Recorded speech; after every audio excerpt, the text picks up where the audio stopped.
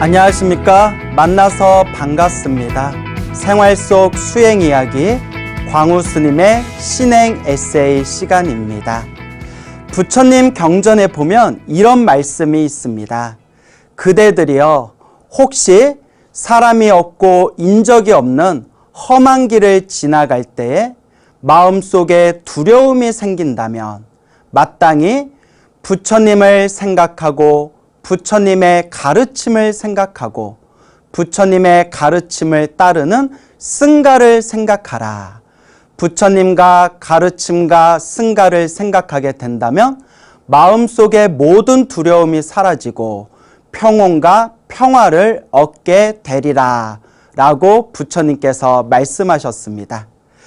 우리는 이와 같이 부처님과 부처님의 가르침과 승가, 불법승 삼보를 생각하는 것만으로도 마음의 평화와 평온을 얻을 수 있고 모든 두려움을 극복할 수가 있습니다. 아마도 그것은 위없는 깨달음을 성취하신 부처님의 가피가 함께하기 때문일 것입니다.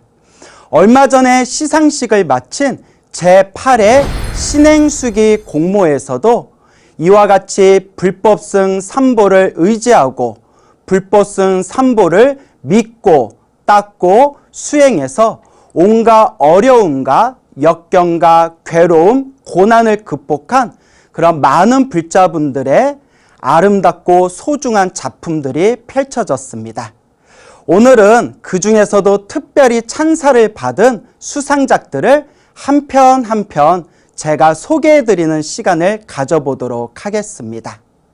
먼저 대한불교 조계종 중앙신도회에서 개최하고 불교 방송과 법보신문에서 공동 주관한 제8회 신행수기 공모에서 대한불교 조계종 총무원장상을 수상한 안심주 김분의 불자의 신행수기 먼저 소개해 드리겠습니다.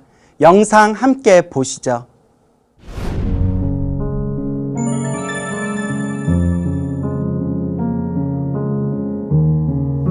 용왕전에 가자. 신랑이 용띠라서 너는 꼭 용왕전에 절을 해야 한다. 결혼 후 첫 부처님 오신 날을 맞아 시어머니와 가까운 절에 갔을 때 나눈 대화다. 나는 결혼 전 교회를 다녔다. 늦은 나이에 만난 남편이 신신 깊은 불자라는 건 결혼 후 안 사실이다. 부모님의 반대에도 강행한 결혼. 신혼살림을 차린 시어머니의 전셋집에는 이혼을 한 시외삼촌이 남매를 데리고 함께 살고 있었다. 모두들 결혼을 위해 나를 속였다고 생각하니 시댁이라는 곳이 처음부터 마음에 들지 않았다. 그런 상황에서 무작정 용왕전에 절을 하라는 시어머니에 대한 강한 거부감이 들었다. 30살에 혼자 되어 3남매를 키운 시어머니의 고집과 나의 고집이 맞부딪히면서 몸과 마음은 점점 힘들어졌다. 이 모습을 지켜보는 남편도 힘들어하고 있었다. 우리는 3년 만에 분가를 했고 종교의 자유도 찾아왔다. 그런데 뜻밖의 고민이 뒤따랐다. 항상 진실한 남편의 모습 때문이었다. 저렇게 진실한 사람이 불교를 가까이 할 때는 분명 내가 알지 못하는 무언가가 있을 것이라는 생각에 이르렀다. 결과적으로 우선 알아보자는 생각에 가까운 사찰에서 진행하는 불교대학에 입학을 했다. 나의 주인님은 주님이라는 생각으로 살아온 나에게 내가 나의 주인이라는 부처님의 가르침은 많은 변화를 가져다 주었다. 더불어 시어머니와의 관계에도 변화가 생겨났다. 하루는 아이가 휴대전화를 가져다 주면서 엄마, 할망탕구가 누구야? 라고 물었다. 순간 말문이 막혔다. 마음 밑바닥에 자리한 미움과 원망부터 정리해야 했다. 스님에게 여쭈었더니 우선 108배를 해보라고 했다. 시어머니 사랑합니다 라는 발언으로 하루 108배 정진을 시작했다. 그렇게 21일째 되던 날 왈칵 눈물이 쏟아져 한동안 엎드린 채 일어서지 못했다. 휴대전화의 시어머니 이름을 간센보살님으로 바꿨다. 남편과의 관계에도 변화가 찾아왔다. 아침마다 사경을 하다 보니 궁금한 것들이 생겨났고 자연스레 남편과의 대화 시간도 늘어났다. 부처님 공부를 오래 한 남편은 내게 많은 것을 가르쳐 주었다. 지금 생각해봐도 남편을 만난 것은 정말 감사한 일이다. 물론 내 허물들이 모두 없어졌다는 이야기는 아니다. 작은 빗방울들이 모여서 개울을 이루고 그 개울이 모여 강물이 되고 바다가 되듯 그렇게 한 걸음 한 걸음 부처님 말씀으로 다가가고자 한다. 오늘도 나는 나만의 법당에 삼배를 올린다. 건강경을 읽은 후 입가 마음으로 관세음보살을 부른다. 그리고 사경을 하며 부처님을 향한 성원을 새긴다. 오늘 하루도 모든 중생이 함께 행복하기를, 함께 감사하기를, 함께 기도하기를 소원합니다.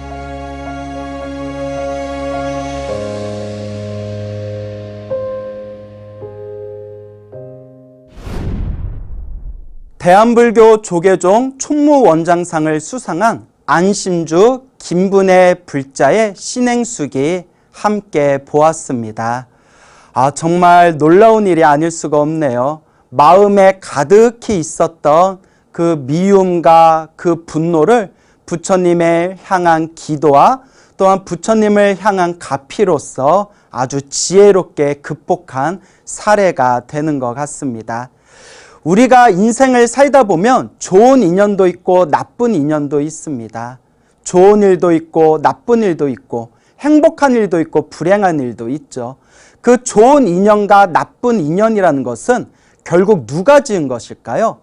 그 좋은 인연과 나쁜 인연이라는 것도 결국은 다 내가 지은 나의 업의 인연이라고 합니다. 모든 것이 다 내가 지은 업보의 인연법인 것이죠. 그래서 부처님의 가르침을 잘 공부하다 보면 이 세상에 만나는 모든 인연들이 좋은 인연이건 나쁜 인연이건 모두 다 내가 심은 씨앗들이고 내가 뿌린 씨앗에서 펼쳐진 결과들이구나 라는 것을 여실하게 마음으로 체감할 때가 있습니다. 그렇기 때문에 우리가 인생을 살다 보면 어쩔 수 없이 만나게 되는 이 힘든 일들 혹은 좋지 못한 나를 힘들게 하는 나쁜 인연이라는 것도 내가 풀어야 할 숙제고 나의 빚이라는 것을 명심하고 그것을 수행의 힘으로 잘 이겨내야 됩니다. 예전에 어느 책에서 본 내용인데요. 저 외국에서 살고 있는 어느 불자님이 시어머니하고 고불 갈등이 굉장히 심했다고 합니다. 너무나 가슴이 답답하고 스트레스가 심해서 이러다가는 스스로 쓸어버릴 것 같은, 쓸어버려서 다시는 일어나지 못할 것 같은 그런 엄청난 고통을 당했다고 합니다. 그래서 이러다가 내가 죽겠구나 싶어가지고 집에 모셔놓은 관세음보살님 불상 앞에서 제발 시어머니와 고부 갈등이 잘 해결하게 해달라고 간절하게 기도를 올렸다고 합니다. 그렇게 관세음보살님께 기도를 올리면서 몇 날 며칠이 지난 뒤에 꿈을 꾸게 되었는데 하늘에서 관세음보살님이 하늘에서 짠 하고 내려오는 꿈을 꿨답니다. 그래서 꿈속에서 관세음보살님이 하늘에서 내려오시네 하면서 바라보고 있는데 느낌이 이상해서 가만히 살펴봤더니 관세음보살님의 얼굴이 시어머니의 얼굴이었다고 합니다. 그 순간 깜짝 놀라서 잠에서 벌떡 일어났는데 그때 마음으로 느낀 것이 우리 시어머니가 관세음보살이구나, 우리 시어머니가 관세음보살님의 화신이시구나 라는 그런 마음의 큰 울림을 느꼈다고 합니다. 그 꿈을 꾸고 나서 그 뒤로는 시어머니를 대할 때 아이고 관세음보살님 하는 마음으로 시어머니를 대했더니 점점 시어머니하고 사이가 좋아져서 나중에는 정말 둘도 없는 친구와 같은 그런 각별한 사이가 되었다라는 그런 놀라운 이야기를 책에서 본 기억이 있습니다. 우리 안신주 불자님께서도 처음에 결혼을 하고 나서 마치 이것이 혹시 사기 결혼이 아니었나 싶을 정도로 남편에게 배신감도 느꼈을 것이고 배반감도 느꼈을 것이고 또한 종교가 다른 시어머니 때문에 마음에 크나큰 상처와 스트레스도 받았을 겁니다. 우리가 인생을 살아가면서 우리가 힘들고 괴로운 일을 당할 때 우리가 선택해야 할 선택지가 두 가지가 있습니다. 하나는 그것을 마음에 맺혀두고 마음의 꽁하니 원망과 분노로 스스로 가슴속에 움켜쥐고 살아가는 방법이 있고요. 또 하나는 내 마음을 닦는, 내 마음을 공부하는 그러한 수행의 마음으로 지혜롭게 극복하는 방법이 있습니다. 안신주 불자님은 두 번째 방법을 선택하셨습니다. 이 모든 것이 내가 진 빚이다, 나의 숙제다 생각하시고 불심으로 수행으로 지혜롭게 극복하고 이겨내신 그런 아름다운 불자의 좋은 사례를 남겨둔 것 같습니다.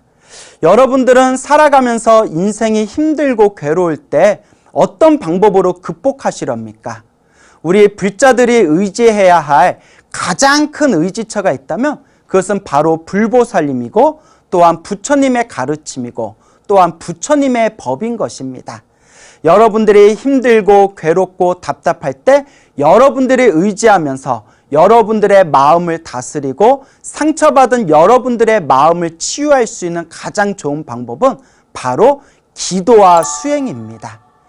하염없이 내 마음으로 부처님을 향하면서 기도와 수행으로 한 걸음 한 걸음 나의 업장과 나의 업보를 소멸해 나아갈 때 내가 과거 전생에 지었던, 알고 지었건 모르고 지었건 내가 지었던 내 나쁜 업의 인연들을 하나하나 아름답게 정리해 나갈 수가 있는 것입니다. 우리 불자들이 살아가면서 반드시 마음에 되새겨야 할 것이 있습니다. 그것은 바로 내 앞에 펼쳐진 모든 인연은 내가 지은 것이다, 내가 만든 것이다 라는 이 인과법에 대한 확신을 가지셔야 됩니다. 우리 중생들이 살아가다 보면 항상 마음속으로 나다, 내 것이다, 나라는 집착, 내 것이라는 집착을 자꾸 일으키게 됩니다. 남편이라는 집착, 아내라는 집착, 자식이라는 집착, 내 가족이라는 집착, 내 것이라는 집착. 하지만 그 집착의 힘이 강해지고 강해지면 오히려 왜곡된 모습으로 그렇게 가시를 돋굴 때가 있습니다. 그렇다면 우리는 어떻게 지혜롭게 이 내 것이다, 나다, 나의 것이다, 나의 가족이다 라는 집착을 내려놓을 수가 있을까요? 먼저 내 자신이 바뀌어야 됩니다. 내 것이다 라는 집착을 가지고 남을 바꾸려 하는 것이 아니라, 가족을 바꾸려 하는 것이 아니라 먼저 내 자신에 대한 집착부터 내려놓고 내 자신이 먼저 바뀌어야 됩니다. 아까도 말씀드렸지만 우리가 만나는 좋은 인연도 나쁜 인연도 다 내가 지은 업보라고 했습니다. 우리 안신주 불자님께서 결혼을 하시고 결혼을 하고 난 뒤에 무언가 배신감과 배반감이 그런 느껴졌다고 했지만 가만히 우리 안신주 불자님의 어떤 인연법을 살펴보면 그래도 남편복이 있으셨던 것 같습니다. 요 방송에서도 나왔지만 신행수계에도 나왔다시피 참 성실하고 착한 남편을 만나가지고 그런 남편의 깊은 불심의 모습을 보면서 나도 불교를 한번 배워봐야 되겠구나, 나도 부처님의 가르침을 배워봐야 되겠구나 라는 마음을 일으키게 되었습니다.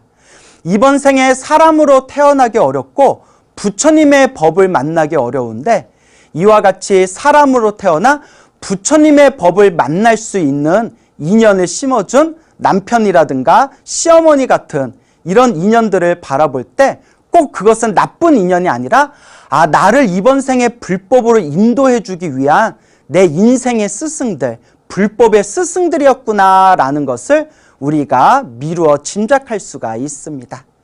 좋은 인연도 나쁜 인연도 다 내가 지은 것이고 좋은 인연도 나쁜 인연도 내가 어떻게 가꾸어 가냐에 따라서 내 운명을 바꿀 수가 있습니다. 여러분들도 이 안신주 불자님처럼 여러분들 삶에 힘들고 가슴 아픈 그런 인연들이 있다면 지혜롭게 부처님의 가르침에 의지해서 업장을 소멸하는 마음으로 빚과 숙제를 갚는 마음으로 마음 공부를 잘 하시기 바랍니다. 마음을 잘 닦고 마음 공부를 잘 하시면 반드시 아름다운 미래의 열매를 가꾸어 나갈 수 있을 것입니다.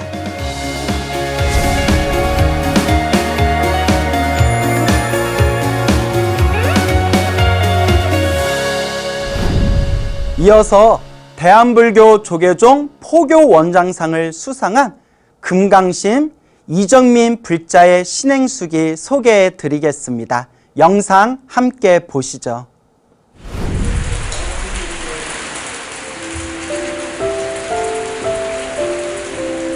어려서 아빠는 항상 내 편이 되어주는 유일한 사람이었다. 잠시였지만 그런 때가 있었다. 실업자가 된 후로 아빠는 홀로 술에 빠져들었고 경제적인 문제로 부모님이 부부싸움을 할 때마다 나는 두 사람의 폭력을 몸으로 받아냈다. 따귀를 맞는 건 일상이었고 허리띠로 맞는 참담한 상황이 벌어지기도 했다.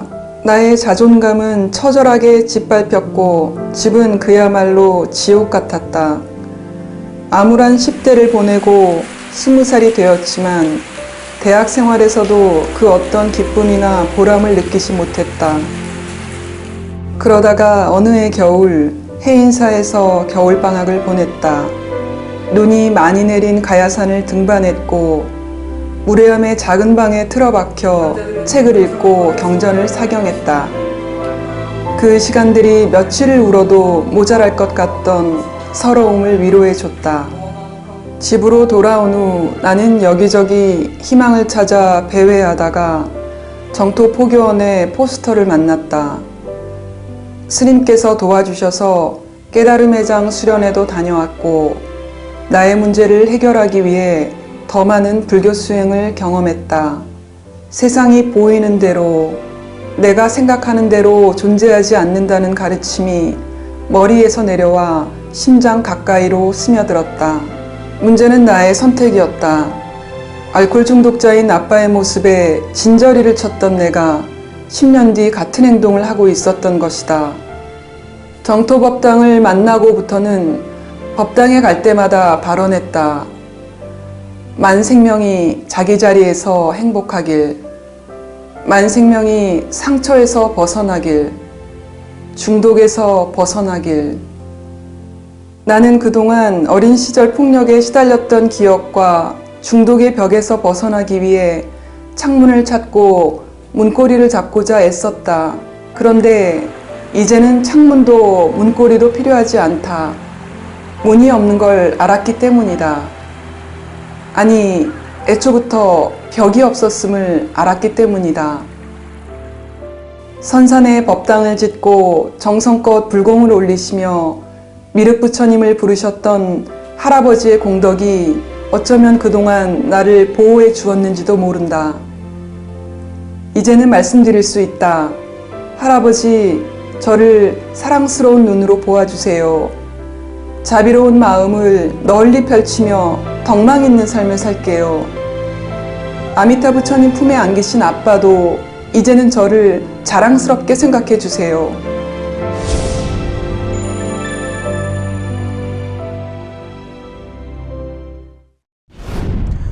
예, 금강심 불자님의 가슴 아린 신행수기 우리 함께 보았습니다. 인생을 살다 보면 정말 마음 먹먹할 정도로 힘들고 괴로울 때가 있습니다. 그 힘들고 괴로운 것도 결국은 다 내가 지은 업이라고 하는데 정말 힘들고 괴로운 사람들한테는 결국 다 내가 지은 업이야 라는 말도 참 가혹하게 느낄 때가 있습니다. 하지만 부처님께서도 분명히 말씀하셨다시피 결국 내 앞에 펼쳐진 모든 것은 내가 지은 인연법이다 라고 말씀을 하셨다시피 결국 이 모든 내 앞에 펼쳐진 좋은 인연도 나쁜 인연도 그것을 닦아가고 정리하고 갚아나가는 것은 온전히 나의 몫이 될 것입니다. 옛날에 어느 나이 어린 아가씨가 있었습니다. 이 나이 어린 아가씨가 너무나 바깥 생활이 힘들고 괴로워서 결국 산으로 들어가 비구니 스님을 만나서 머리 깎고 출가하고자 했습니다. 비구니 스님이 질문을 합니다. 얘야, 왜 머리 깎고 출가하려고 그러니? 너무 힘들어서 출가하려고요. 아, 그래?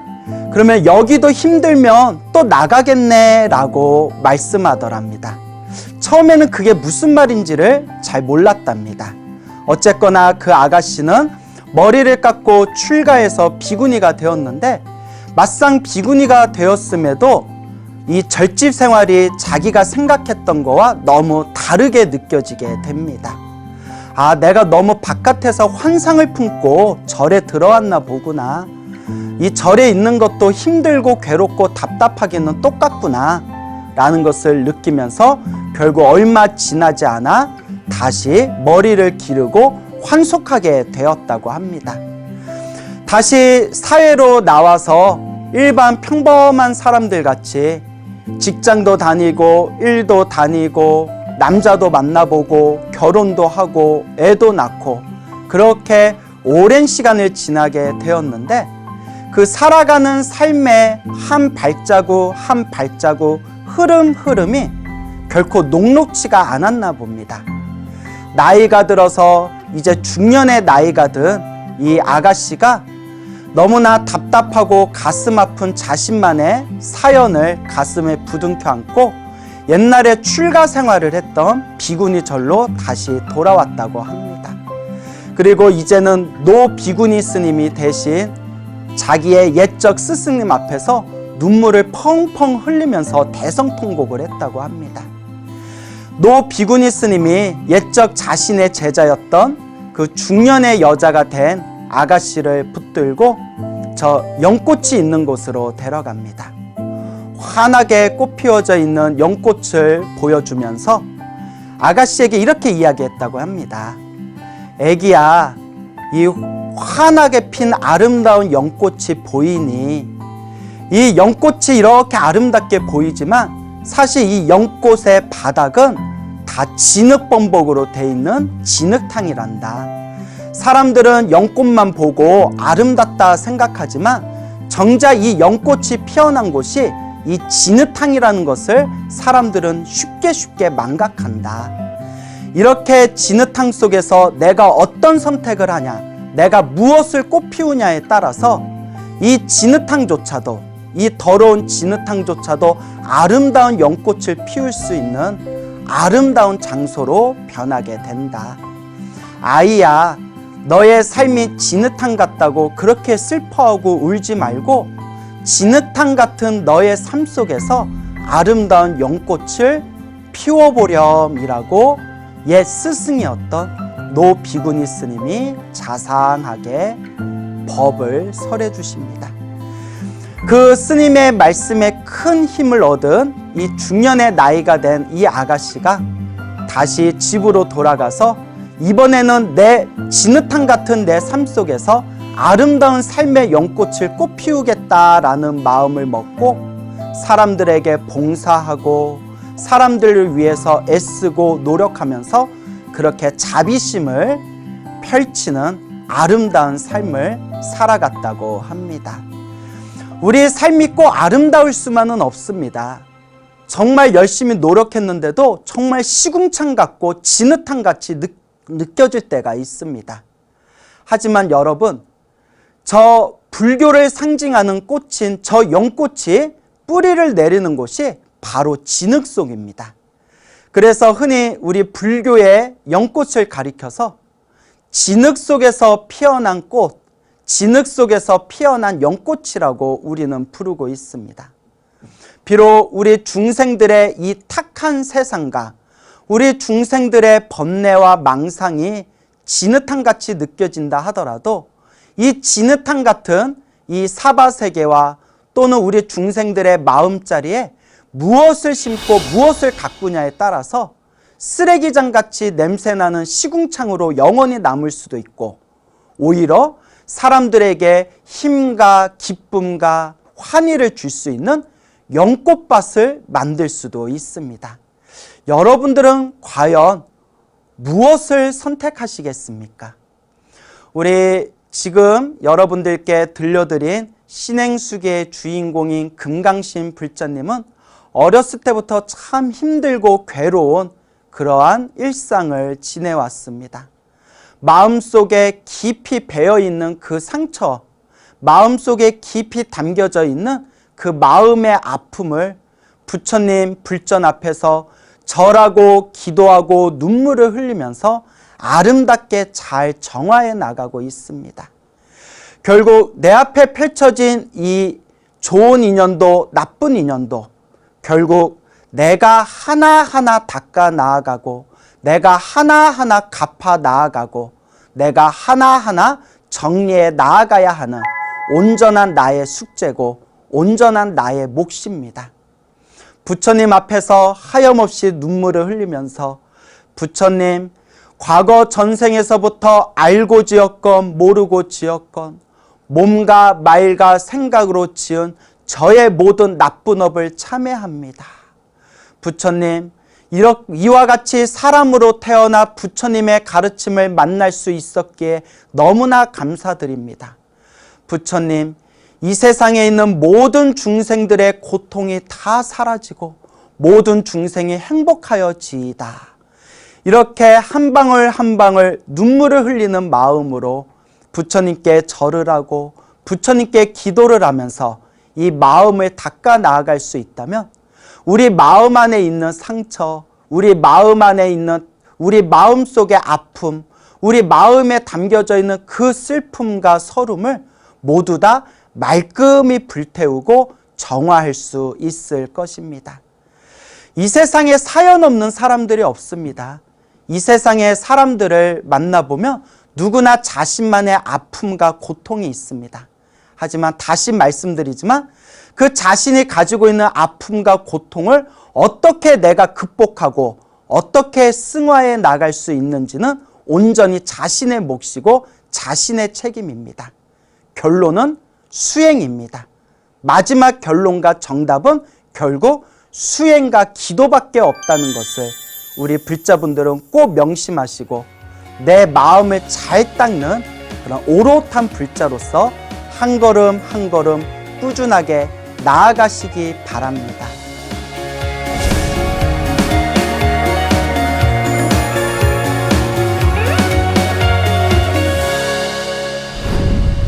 오늘 1부의 마지막 이야기가 되겠습니다.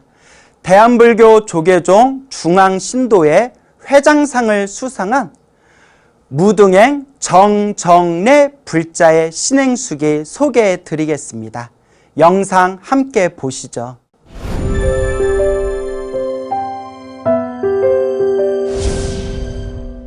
2006년 3월 무렵 남편이 자꾸 얼굴에 열이 나고 매운 것을 먹은 것처럼 혀가 화끈거린다고 했다. 뇌 종양이었다. 그것도 뇌의 가장 중요한 숨골 부위에 종양이 붙어 있었다. 그해 12월 4일 수술날 아침 남편은 의외로 담담했다. 남편은 병이 생기기 전부터 출퇴근길에 익산 영국사 법당에서 매일 108배를 해왔다. 반면 나는 초조함에 손에서 땀이 멈추질 않았다. 의지할 곳은 부처님밖에 없었다. 부처님께 참회하며 계속해서 절을 올렸다. 수술은 꼬박 7시간이 넘게 걸렸다. 회복실에서 의사가 나를 가리키며 누구냐고 물어보니 기어 들어가는 목소리로 각시라고 했다. 마음속에서 뜨거움이 올라왔고 눈물이 주르르 흘러내렸다. 부처님 감사합니다를 수없이 되뇌었다. 퇴원 후 집에서 남편을 간호했다. 남편은 수술 후유증으로 음식물을 삼킬 수 없었고 인지 기능만 정상일 뿐 스스로 움직이지도 걷지도 못했다. 끼니마다 음식을 갈아서 주사기에 담아 호스에 넣어주고는 나도 밥 한 술을 떴다. 그때 알았다. 옛날 어른들이 목이 메어 밥을 못 먹었다는 말씀을, 목이 맨 밥이 어떤 것이라는 것을.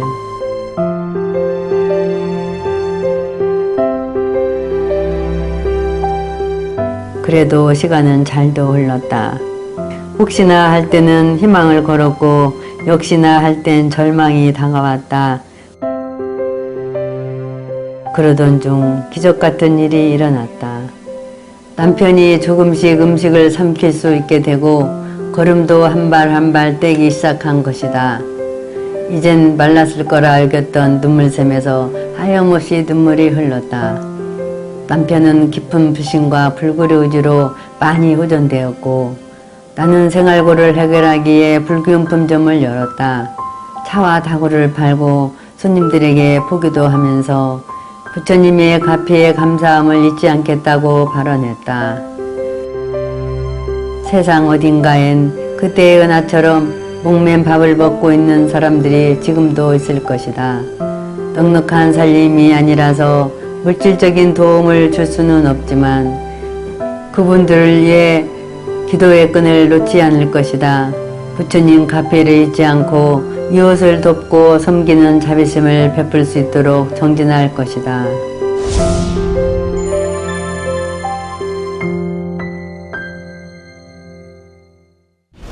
무등엔 불자님의 소중한 사연 잘 들었습니다. 부처님께서 말씀하시기를 태어나면 늙고 늙다 보면 병들고 병들게 되면 언젠가 죽게 된다라고 부처님께서 말씀하셨죠.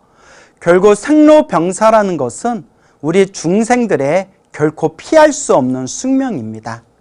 그런데 늙는 것은 다 함께 늙기 때문에 딱히 괴롭다는 것이 마음에 딱 와닿지가 않습니다. 그리고 죽음이라는 것도 너무나 슬프지만 언젠가는 결국 사람은 죽는다는 것을 알기 때문에 나이가 들어서 우리가 죽게 되었을 때에도 그럭저럭 그 슬픔을 이겨낼 수가 있습니다. 하지만 아직 한창 건강할 나이에 갑자기 큰 병에 걸렸다거나 병으로 인해서 쓰러지게 되었을 때 그 어느 때보다도 더 가슴이 아프고 시리고 큰 슬픔에 젖어들게 됩니다. 너무나 사랑하던 남편분께서 갑자기 병고로 쓰러지게 되었을 때 우리 불자님의 마음이 얼마나 아프셨을까요? 하지만 그 아픔을 남편을 향한 애정과 부처님을 향한 가피 그리고 불심으로써 아름답게 잘 이겨내는 그 모습을 보고 정말 우리 불자분들이 배우고 마음에 되새겨야 할 그러한 훌륭한 모습이구나, 참으로 훌륭한 신행의 모습이구나 라는 것을 저희들이 깨닫게 됩니다. 부처님께서 말씀하셨습니다. 우리가 만나는 모든 인연들은 우연으로 만난 것이 없다. 모든 것이 다 자신이 지은 인연법에 의해서 좋은 인연이든 나쁜 인연이든 내가 지은 업의 인연에 의해서 만나게 된 것이다 라고 부처님께서 말씀하셨습니다. 그와 같이 우리가 이번 생에 살아가면서 전생에 지었던 가장 강력한 업의 에너지끼리 이번 생에 만난다고 합니다. 가장 강력한 업의 에너지끼리 이번 생에 만나게 된 것이 바로 가족이라고 합니다. 위로는 부모님과 아래로는 자식이 가장 강력한 업의 에너지로 만나게 된 것이고 형제자매로 만나게 된 것도 아주 강력한 전생의 업의 에너지에 의해서 서로가 서로 만난 거라고 합니다. 그리고 무엇보다도 부부의 인연도 참으로 깊고 참으로 깊다고 합니다. 생전 피 한 방울 섞이지 않은 남녀가 만나서 평생을 부모보다도 형제자매보다도 더욱더 서로가 끈끈하게 살아가는 그 모습이야말로 과거 전생에 아주 깊은 인연이 있어야만 이번 생에 부부로 만날 수 있는 거라고 합니다. 우리가 이와 같이 만나는 가족이라는 업의 에너지, 더 나아가서 우리가 만나는 모든 인연의 에너지는 두 가지 이유로 만나게 된다고 합니다. 은혜를 갚기 위해 만나거나 왼수를 갚기 위해 만나는 거라고 합니다.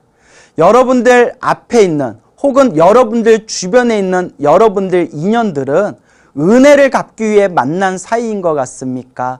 왼수를 갚기 위해 만난 사이인 것 같습니까?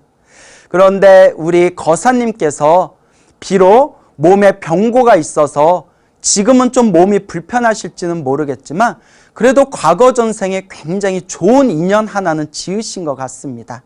그건 바로 정말 훌륭한 아내를 만났다는 그런 좋은 복과 인연이 있으신 것 같습니다. 물론 우리 무등엔 불자님이 갑자기 남편이 병고에 쓰러져서 옆에서 시봉하고 또한 옆에서 간병하는 것이 결코 쉽지만은 않았을 겁니다.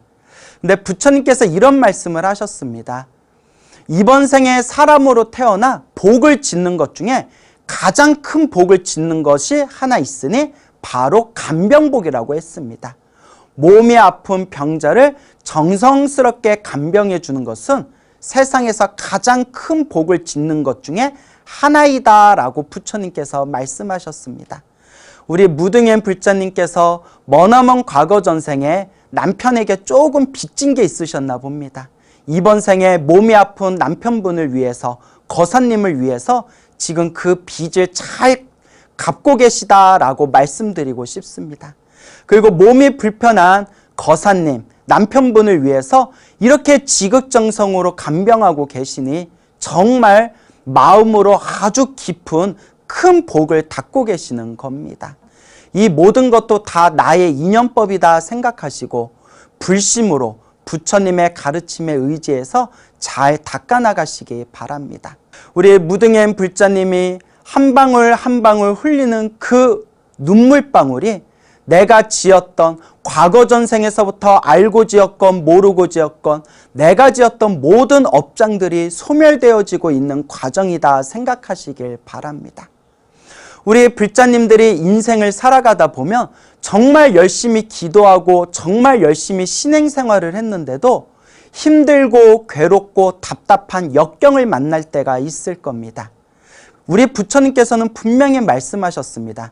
열심히 수행했는데도 안 좋은 일이 생기는 것은, 힘들고 괴로운 일이 생기는 것은 크게 받아야 할 업보를 지금 작게 소멸하고 있는 과정이다라고 부처님과 옛 선지식들께서 항상 말씀하셨습니다. 아무리 수행을 열심히 많이 하신 큰 스님도 몸이 아파서 쓰러지실 때가 있습니다.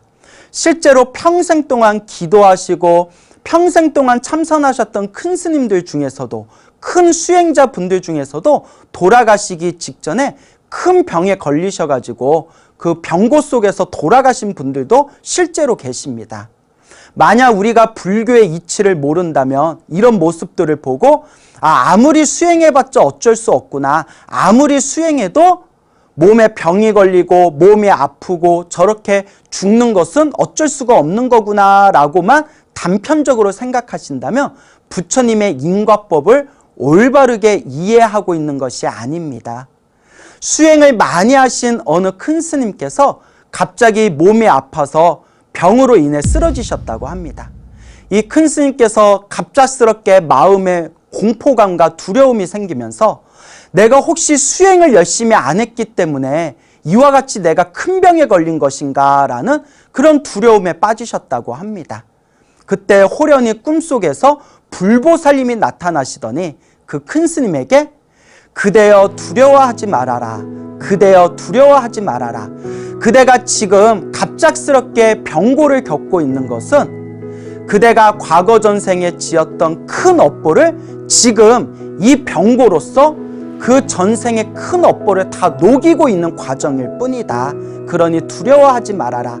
지금의 이 병고로 모든 업장이 소멸하고 그대가 목숨이 다하게 되었을 때 반드시 불국토에 태어나게 될 것이다. 두려워하지 말아라 라고 불보살님께서 꿈에 나타나셨다고 합니다. 여러분, 살아가면서 힘들고 괴로운 일이 생길 때 열심히 기도하시기 바랍니다. 기도하면 반드시 그 어려움을 우리가 잘 헤쳐나갈 수가 있습니다. 그리고 기도하면서 힘들고 괴로운 일이 생길 때 내 업장이 소멸하고 있는 과정이라고 믿으시기 바랍니다. 우리 무등행 불자님께서도 이렇게 부처님의 가피를 통해서 전생에 지었던 큰 업장들은 다 소멸하고 미래에 큰 복을 짓고 있다는 것을 불보살님께서 분명히 증명해 주실 겁니다.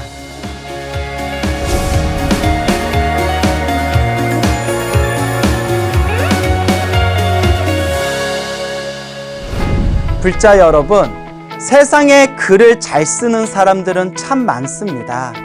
그런데 글을 잘 쓴다고 해서 부처님을 향한 내 불심의 마음을 온전히 드러내는 것은 아닌 것 같습니다. 오히려 오늘 여러분들께 소개해드린 이 신행수기 3편의 이야기처럼 글솜씨는 비록 투박하고 담백할지라도 오히려 더욱더 우리 불자들의 마음을 울려주는 그런 절절한 불심의 마음을 온전히 드러낼 수 있는 것 같습니다. 그것은 바로 나의 힘들고 괴롭고 고난이 가득한 역경을 부처님을 향한 가피와 부처님을 향한 그 마음으로써 자기 자신이 지혜롭게 이겨낼 수 있었기 때문에 오히려 그 진정한 체험의 맛이 우리 불자들의 마음을 더욱 아름답게 울려주는 것 같습니다. 어떻게 오늘 1부의 이야기 잘 들어보셨나요? 다음 시간 2부에는 또한 더욱 재미나고 더욱 좋은 이야기로 여러분들 찾아뵙도록 하겠습니다. 다음 시간에 다시 뵙겠습니다. 여러분 성불하십시오.